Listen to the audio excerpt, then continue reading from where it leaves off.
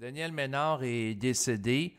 Alors, ce conférencier et consultant qui a œuvré pendant de nombreuses années dans le domaine de la conscience supramentale, qui a été également l'intervieweur de Bernard de Montréal pendant plusieurs années, est mort. Alors, la nouvelle nous provient de Sylvain Labarre qui a fait un envoi sur Facebook dans le groupe Diffusion BDM Intel. Comme de quoi qui est décédé. Donc, il a écrit « Bonjour, je viens d'apprendre que Daniel Ménard est décédé d'une crise cardiaque.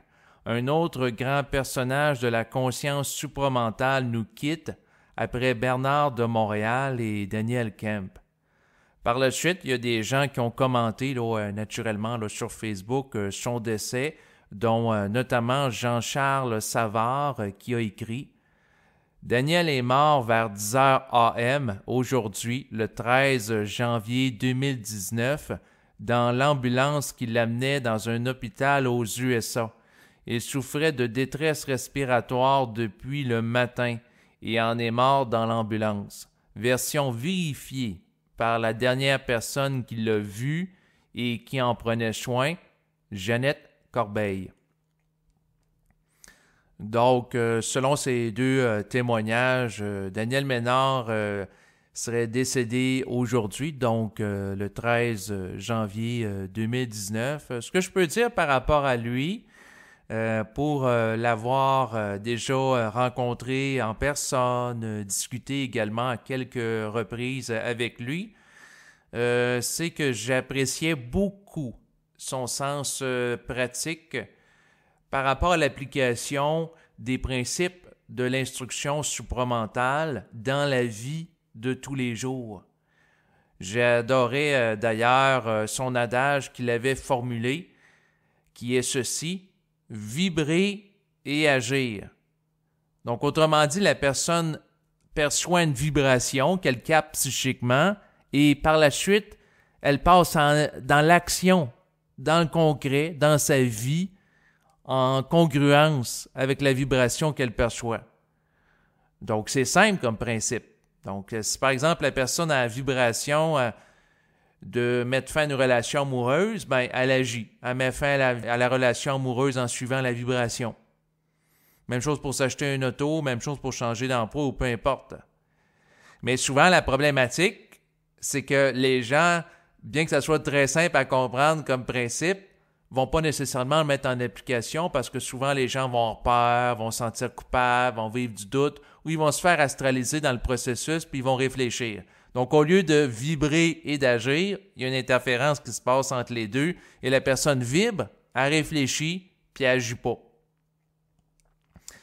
Et ça, c'est ce qui guette beaucoup de personnes en processus de conscientisation, c'est-à-dire intellectualiser la vibration. Puis là, l'astral prend le relais sur l'élan fondamental de l'esprit que la personne pouvait capter psychiquement. Donc, c'est sûr que ce principe de vibrer puis d'agir est très intéressant et très pertinent parce que c'est la base qui nous permet d'avoir un vécu dans notre vie de tous les jours en relation avec la conscience supramentale qui sert à en faire une illustration concrète de son intégration. Parce que quelqu'un ne peut pas intégrer réellement la conscience supramentale si la personne n'est pas capable de vibrer et d'agir en conséquence dans sa vie de tous les jours, parce que ça demeure juste théorique.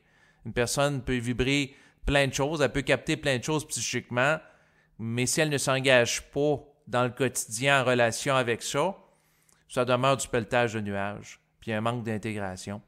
Donc, c'est sûr que j'ai apprécié beaucoup ce principe-là qui a mis de l'avant essentiellement à travers ses interventions, ses conférences. Après tout, il en a fait de nombreuses qui ont donné place à au-dessus d'une centaine d'enregistrements s'y rapportant. Donc, Daniel Ménard, j'ai beaucoup apprécié, entre autres, son côté pratique par rapport à la conscience, parce que c'est facile de s'égarer, surtout quand on touche à du matériel très éthérique, du matériel très occulte. Donc, c'est sûr que la base, c'est d'être capable de vivre cette conscience-là dans la vie de tous les jours, de savoir qu'est-ce qui se passe sur l'île du Paradis central, puis de tomber dans des considérations extrêmement abstraites. Ça n'a pas nécessairement une très grande pertinence pour l'époque présente, bien que c'est intéressant d'avoir une perspective sur l'avenir et du développement de l'humain et aussi des autres réalités qui constituent l'univers, mais fondamentalement, l'être humain, à court terme, a à intégrer cette conscience-là dans la vie de tous les jours et le type de consultation qu'il faisait allait en ce sens, ce que je trouvais intéressant. Sinon, j'appréciais beaucoup sa franchise. Donc, c'était quelqu'un qui était direct. C'était pas quelqu'un de complaisant ou d'hypocrite. Donc, c'est quelqu'un qui avait une parole qui pouvait parfois être tranchante. Mais en même temps, on avait l'heure juste. Donc, c'est ça qui était intéressant dans son approche. Donc, j'ai beaucoup apprécié son travail qu'il a fait au fil des ans, autant d'écouter de ses conférences et aussi les discussions que j'ai eues avec lui qui m'ont ramené souvent à des considérations pratiques, dans le sens que par rapport à la conscience, si la personne n'est pas capable de vivre en cohérence avec ça dans sa vie de tous les jours, de parler de conscience, c'est du pelletage de nuages, puis ça ne sert à rien.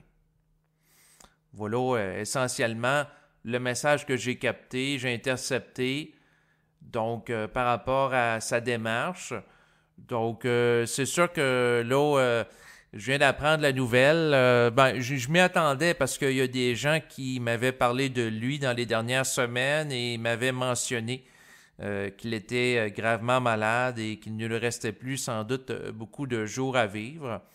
Donc, c'est sûr que par rapport à son travail, le message que je veux livrer aux gens qui m'écoutent maintenant, c'est que j'ai beaucoup apprécié l'esprit de sa démarche. Je me répète, mais c'est quand même important pour moi de mettre l'accent là-dessus. Puis en même temps, ce témoignage que je fais par rapport à lui, parce qu'après tout, tout est interrelié, dans le sens que les êtres décédés peuvent capter les propos des vivants, et si la personne vivante a une capacité de perception psychique, elle peut même vivre une communication télépathique avec des êtres décédés. Donc, c'est sûr que le message que je peux adresser à Daniel Ménard, de ce que j'ai discuté avec lui, c'est que essentiellement, j'ai beaucoup apprécié la dimension pratique de son travail qui a favorisé l'intégration d'une conscience supramentale. Et c'est sur ce mot que je vous quitte maintenant. Et bien, écoutez, je dis mes condoléances pour les proches, pour les gens qui l'ont connu au fil du temps.